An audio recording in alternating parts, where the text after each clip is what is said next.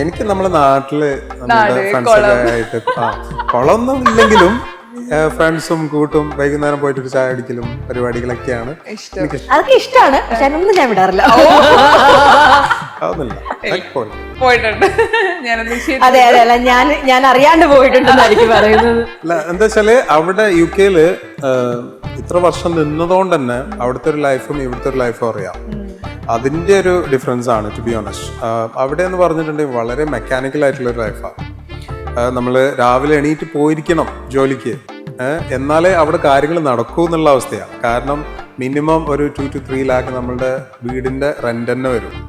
അപ്പൊ മന്ത് എൻഡിൽ നമ്മൾ കാര്യങ്ങൾ മീറ്റ് ചെയ്യാൻ പോയിരിക്കണം. അപ്പൊ അതൊരു സൈക്കിളാണ്, അതിലിങ്ങനെ ഓടിക്കൊണ്ടിരിക്കണം. പക്ഷെ നമ്മളെ നാട്ടിലെന്ന് പറഞ്ഞിട്ടുണ്ടെങ്കിൽ നമ്മളുടേതായിട്ടുള്ള ഒരു ഫ്രീഡം ഉണ്ട്. നമുക്ക് നമ്മളുടേതായിട്ടുള്ള ഇനിയിപ്പോൾ ചെറിയ ഇൻകം ആണെങ്കിലും ആ ഒരു ഫ്രീഡത്തിലുള്ള ഒരു ലൈഫ് ഉണ്ട്. അത് നമ്മളെ നാട്ടിലേക്ക് കിട്ടുള്ളൂ.